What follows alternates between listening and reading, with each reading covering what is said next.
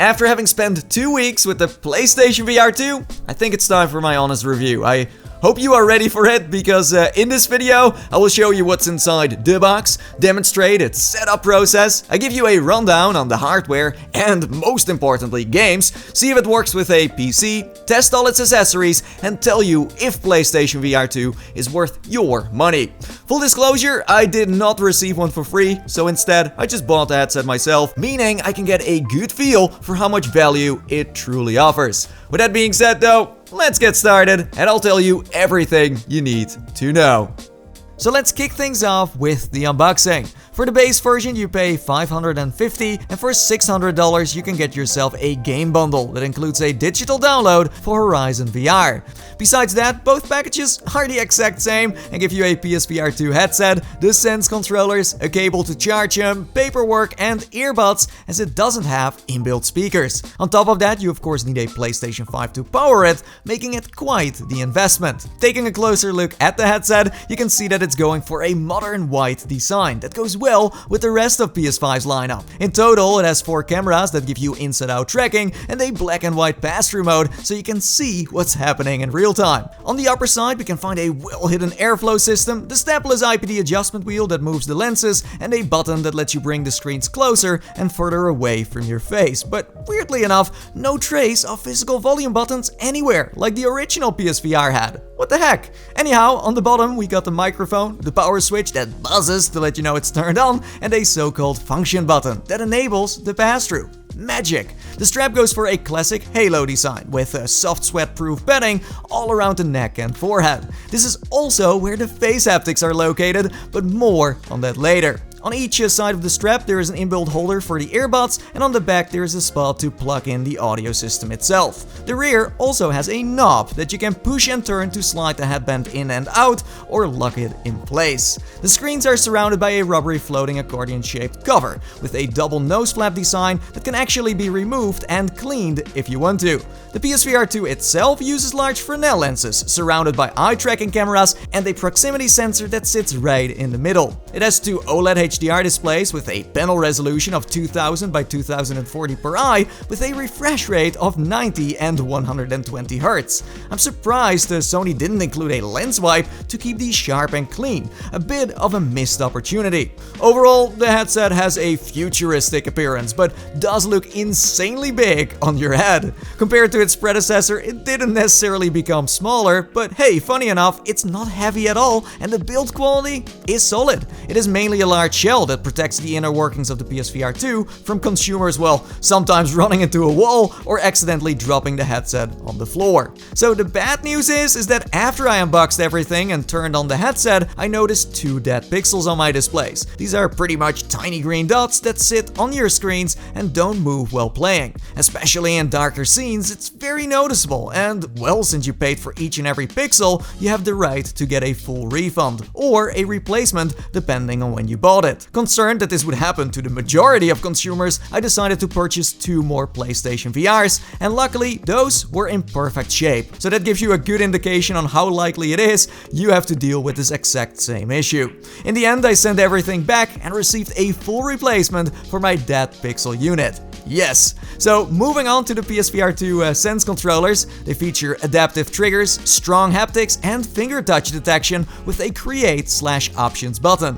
The handles are slim, coated with a rough surface in the shape of tiny PlayStation logos, and the material of the overlapping rings seems to be thick and sturdy. They use the headset to track themselves and ergonomically are a big improvement over the Move controllers. The wrist straps come pre-attached and are quick to strap on with a little zipper. Now, for the setup, it's really just plug and play. No more breakout boxes and a confusing mess of wires. You connect the only cable it has to the PlayStation 5 and follow the instructions on the TV. First, you pair the Sense controllers by plugging them into the console, and after that you want to make sure that you put the PS5 on the ground, as the main USB-C cable does tend to pull the console away from its base. It then wants you to check the brightness of your room and shows a simple animation on how to wear PSVR2. When you walk through these steps, you can finally strap it on and will be greeted by a calibration system that helps you adjusting your personal sweet spot and IPD. Up next is grabbing the Sense controllers and briefly learning more about its button/trigger combination. It's then time for the eye tracking calibration. I think this is the coolest part. You follow the red dot with your eyes until it's finished moving around. It's next level how well it works, but I do wish it educates consumers more on how important it is. At the end of the setup, you get to choose if you want to play seated, standing, or go full room scale, and creating a play space is one of the easiest methods I've seen. It scans your entire room from the walls to the floors and even ceiling. This is so you don't hit a TV, furniture, or lamps. When done, it lets you adjust your floor height and lets you paint your own play space. Blue is adding more and orange means taking some away. This is only something you have to do for room scale. For seated and standing, it just creates a generic circle. After you confirmed your settings, boundaries will automatically appear and give a warning when you step out of them. I did expect to step into a 3D home environment right after, where I would be welcomed by maybe Aloy, Kratos, or even better Astro, introducing me to the magical world of PlayStation VR. But no, sadly, you are being met with a flat PS5 menu, just like you used to have on the first gen. I was disappointed that they didn't take the time to create a small but epic introduction showcasing what makes VR so special. But honestly, the moment you start playing its games, you already forget what you're missing. With a launch lineup of Horizon VR, Resident Evil 8, Gran Turismo, and a plethora of indies, there is enough to explore for newcomers. I would say a nice balanced offering between different genres, intensities, and seated or standing focused titles. What is great too is that in the PSVR section of the PlayStation Store, you can download free demos. If you previously owned a VR headset, you may have already played half of them, but with the new face haptics, adaptive triggers, and eye tracking, it may be worth revisiting these experiences. Personally, these features reintroduced me to VR and made me return to some of the classics. I'm saying some because sadly, most original PSVR games aren't playable on the 2 right now. If you want to dive into your own copies of Ace Combat, Blood and Truth, Static, Farpoint, Robinson the Journey, Iron Man, Astrobot, and Skyrim, you will have to wait till developers decide to port them or Sony giving them money. On a side note, for titles that require a lot of movement, I would recommend you getting a floor mat to keep you centered. Especially in smaller spaces, this can be a lifesaver for your furniture or family members. The one I used is from a brand called Mat. Anyways, while playing, you can in mid-game summon the quick settings that let you change the brightness of the displays, the menu screen size, set a new play area, adjust visibility, and reset the eye tracking. Adjust visibility is the most important one of the bunch that you will use a lot during your playthroughs. This mode is crucial to get the most out of the clarity of the displays and to make sure the eye tracking can work its magic when dipping in and out of VR, so never skip it. Depending on what you play, eye tracking is used in various ways, such as being able to control a menu, using it to aim, communicating with characters, triggering certain events, giving your avatar face expressions, and best of all, unlocks Foveated rendering. This is a technique that reduces the rendering workload by greatly undercutting the image quality in the peripheral vision. Other interesting settings is that you can change the assignment of the function button, that you can use tracking support, a mode that adds a frame around your TV as some kind of anchor point, and that you can set a time for when your headset and controllers turn off. PSVR2 also has a cinematic mode for when you want to play flat games, watch movies, or series on the couch. You can use the Sense controllers or just the gamepad to choose your selection, and the design of the strap isn't really made for entertainment lying down, so you do need some serious soft pillows to compensate.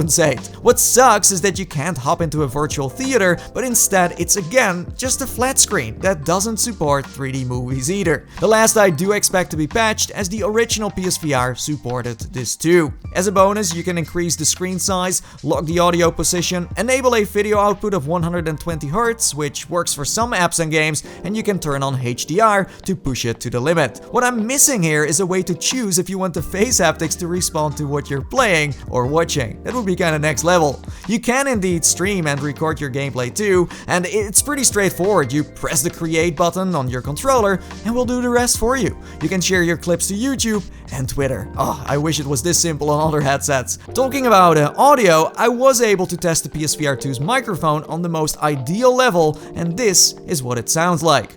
I can't wait to play more of Horizon VR and enjoy its stunning views and exciting gameplay. Woo! I can't wait! It's going to be awesome! Definitely not the best. Maybe it's the placement of the microphone or the software that needs tweaking. Anyways, what's cool is that you can use Discord in VR to talk with your friends who own a PSVR2 as well, a different brand VR headset, or not at all. The earbuds that come with the headset sound okay-ish, but I still prefer using headphones for maximum immersion. Most will easily fit over the Halo strap as long as they have some sort of adjustment function. You can also go the easy route by using wireless headphones. PS5 supports a select group, such as their in-house Pulse 3D over-ears. They give you equalizer presets and would say that for casual gaming, the audio quality, a 12-hour battery, and comfort is fine. Since the PSVR2 has no volume buttons, it's good to keep in mind that you have to use the ones on your headphones or adjust it in the menu. Now, if you are a casual gamer, a standard DualSense gamepad will do the trick in most racing games. But if you are a medium or high tier racing nut and have some cash left to burn, then you may want to consider buying a DualSense Edge controller or a complete racing setup. According to my friends who are into racing, these accessories can really level up your experience in games like Gran Turismo. So pick your battle. Other official accessories you can get is the PSVR2 charging dock. It looks fancy, yes, but it doesn't work very well. Its base is wonky, making it wobble and shoves around when trying to charge the controllers. It has no sound indication, and the magnets, they are weak, failing to properly grab the back ends of the Sense controllers, resulting into you sometimes finding out they didn't charge at all. A simple cable has proven to be far more reliable. What's interesting is that the batteries last for about 5 hours and take around 1.5 to fully charge, which is quite fast, but in my opinion it could have had more juice, like around 8. The only accessory I'm missing here is a successor to the PSVR1's Aim Controller. Yeah, it would be amazing to be able to attach your Sense controllers to an official gun stock and play games like Firewall and Pavlov in a more realistic way. The good news is that there are already third parties working on this as we speak. Okay, let's talk tracking. Finding the perfect lit room, facing the camera, and experiencing constant drifting is something of the past. Overall, the tracking is really good on PSVR2. I mean, I faced bright windows and even played with dimmed lights and works like you would expect. Occlusion-wise, the controllers struggle a little bit when moving them in front of each other, but in general, it's a huge improvement over PSVR1's Move controllers and restricted front-facing setup that only worked in perfect light conditions. The Passthrough mode is not the sharpest tool in the shed, but does do the trick for what it was made for, and that is finding your controllers, setting up a play space, and being aware of what's happening around you. After playing so many times that my controller's batteries just ran out, I think I have a good idea how comfy this headset truly is. Just like the PSVR1, it feels nice to wear if you know how to adjust it. It's soft, lightweight, and adapts well to my face. You don't want to turn the dial on the back too tight or your head will dig into the face haptics, which leave a big mark. In this case, I do wish they would have made the front padding a little thicker, but I'm sure they had to compensate for the face rumbling to still be effective. And yeah, the face haptics are actually more interesting than I thought they would be. When integrated well, it can help with motion sickness and add an extra layer of immersion to a game, but only when it's not being overutilized. You can, for example, feel how you are being hit in the face, when a building right next to you collapses, or when an enemy does a ground pound. The fact you can change the distance of the screens makes it perfect for people wearing glasses. I tried this myself and can confirm that it works, and even without glasses, it's useful for when you want to look at your phone, so I only see plus points here. Now, the Sense controllers are the absolute stars of the show. They fit well in my hands, are light, give enough grip while sweating, and the button and trigger combo instantly felt familiar. The capacitive touch sensors aren't necessarily anything new, but the adaptive triggers are definitely a big step up and make it hard for me to go back to any other controller on the market. It truly levels up your gaming experience and reintroduces you to how VR can be perceived. On the other hand, the haptics are really sweet too. They have been amped up quite a bit and are more detailed and present now. By heading to accessories, you can check on their status, and this is also where you can tweak your controller's haptics and change their bindings if you really want to. On top of that, the controllers just update themselves, so you don't have to do anything. I can be brief about the cable, by the way. It does take some time to get used to, but after a while you forget it's there as you learn how to automatically step over the wire or move it out of the way with a simple feet or arm gesture. If you don't use snap turn like I do, it's very easy to get tangled up in games, so you will have to maintain it minute after each play session. If you want, you can make the wire longer with a USB-C extension cable, but this is a situation of hit and miss. Based on my own test, a 1 meter cable works fine, but already started seeing tracking issues at 2 meters. Regarding PCVR, at this moment in time, it's not possible to use the headset in combination with a computer to play actual VR games, but there are already fan-made projects running to make this happen, so keep your eyes peeled. Let's end this review with the displays. As visuals in VR headsets are a very personal thing, I always recommend trying one first instead of making decisions based on what others have to say, even if it's me. My personal positives being that, compared to the first PSVR, the screens being, well, sharper, having nicer blacks, good contrast, popping colors, a solid field of view, and improved brightness. Oh yes, but despite its OLED HDR displays, it does feel slightly dated. The negatives being that the sweet spot is still small, the Fresnel lenses causing glare, reprojection that's being used in some games, creating a weird ghosting effect that could make you motion sick, and the Mura, a sort of fine sand or film grain overlaying your displays, creating a soft image. On a side note, if you want to reduce the Mura, it helps to turn down the brightness, but it will never go away completely. What I think matters more here is that when I play games on PSVR2, I am so immersed that I completely forget about the quality of the screens and make me just enjoy VR without trying to look for flaws. Of course, I did expect Sony to take a big leap forward in terms of visuals, as PSVR2 probably will have a long life cycle, so yeah, I'm not defending them at all, but after I got to step into all these wonderful titles and experience what the gameplay in combination with the controllers and face haptics can do, I'm actually happy with what I got. These days, it's rare to see content being king again, and I have personally started to lose interest in the medium because of it. This headset has kind of pulled me back into the VR realm, and I'm so grateful for that. I hope that future headsets will do the same with their games. So, to wrap up my review, the PlayStation VR2 is definitely the ultimate gaming system for high-end virtual reality experiences, and is totally worth the price when you already own a PS5. If you don't have the console, then it's a big investment, I totally agree, and I'm hoping that the PSVR2 will see a fair discount around the holiday season to take away a bit of the price barrier. All it needs to do now is build a consistent and impressive library of games that over the years can persuade pancake gamers to pick up a VR headset. And there you go, my friends, that's my final verdict on the PlayStation VR2. I hope you enjoyed watching this review. If you did, then make sure to slam that like button and let me know in the comments below what you think of this VR system. Until next time, and bye bye for now. Oh yes.